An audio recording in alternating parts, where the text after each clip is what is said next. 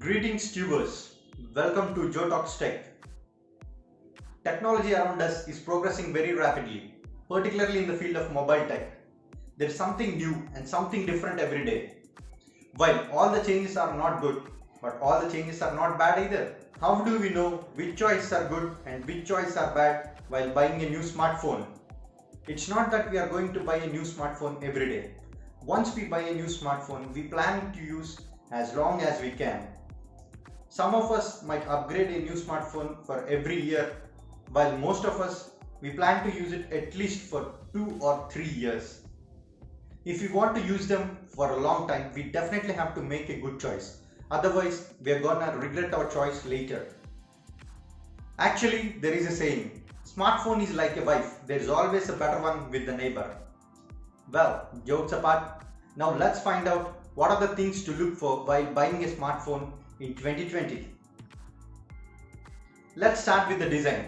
In 2019, most of the smartphones used to have a plastic back with a gradient finish. Well, not anymore. In 2020, even the budget smartphones have a glass sandwich design with a gradient finish on the back.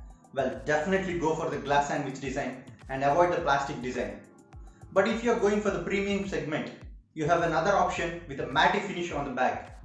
While not all the premium smartphones have this design, it's definitely better than the glass sandwich design. Coming to the display, mobile display technology has improved a lot from TFT LCD to IPS LCD to AMOLED to Super AMOLED. But 2020 is not the year to talk about IPS LCD or AMOLED. 2020 mobile display technology is all about having the high refresh rate displays from 60Hz to 90Hz, 120Hz and even 144Hz. The words describing the experience of a high refresh rate display are too good that you may feel it is exaggerated if I say them.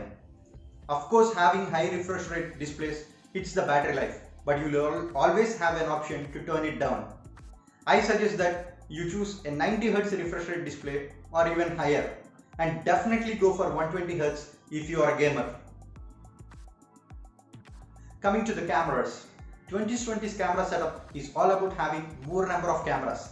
You're going to get 3 or 4 cameras on the back and 1 or 2 cameras on the front.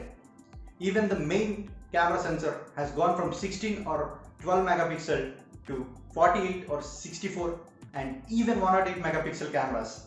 But I wouldn't recommend a 108 megapixel camera, as anything greater than 64 megapixel will definitely have focusing issues. The second camera is gonna be an ultra wide angle camera. There is an ultra wide angle camera in every phone.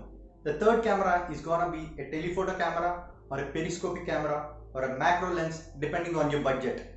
The telephoto or periscopic lens can go from 2x to 5x optical zoom, but you are going to end up with a macro lens if you are in a budget. The fourth camera is gonna be a depth sensor or a TOF 3D camera. The ideal camera setup would be to have a 64 megapixel main camera, an ultra wide angle camera as your second camera, a telephoto or a periscopic lens as your third camera, and a depth sensor or a TOF 3D camera as your fourth camera. Even on the front, you can get an ultra wide angle camera or a depth sensor, but I wouldn't recommend them as they mess up with the screen to body ratio.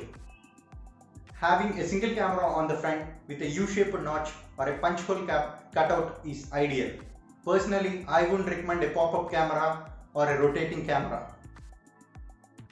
Talking about the performance, always try to buy the latest processors so that you can have a better experience for a longer period of time. Smartphones having older processors are less expensive, but don't fall for that if you want to use your phone for a longer period of time. 765, 768 and 865 are the latest processor from Qualcomm series. Dimensity 800, Dimensity 820 and Dimensity 1000 are the latest processor from MediaTek. Try to prefer Qualcomm Snapdragon processors over the MediaTek processors if possible. The A13 Bionic is the latest from Apple, while A14 is on its way. Now let's talk about another important thing, that's 5G. You may have heard tech experts say that 5G is not that important in 2020. Well, that's absolutely true, but I will definitely ask you to buy a 5G phone now, because even if 5G is not that important in 2020, maybe it is important in 2021. There will be a lot of improvement in 5G in 2021. So if you want to use the phone that you are buying now in 2021, it's better to buy a 5G phone now. When it comes to battery, many tech experts thought that 2020 is the year for graphene batteries. But that technology is still delayed.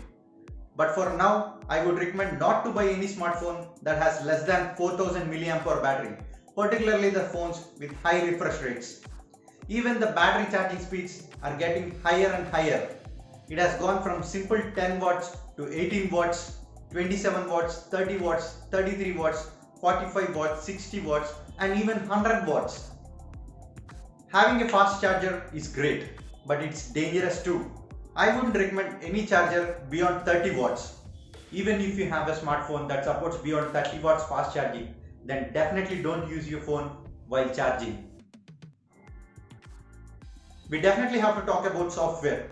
If you are buying a latest model iPhone, you don't have to worry about the software updates for about 5 to 6 years. But if you are buying an Android smartphone, then you are only going to get 1 or 2 major Android updates and software updates for about 2 to 3 years. So make sure that your phone is launched with the latest version of the Android. Currently the latest version of Android is Android 10. Well, that about sums it up. What do you think? Leave your opinion in the comments below. Thanks for watching the video and hope you have a great smartphone experience.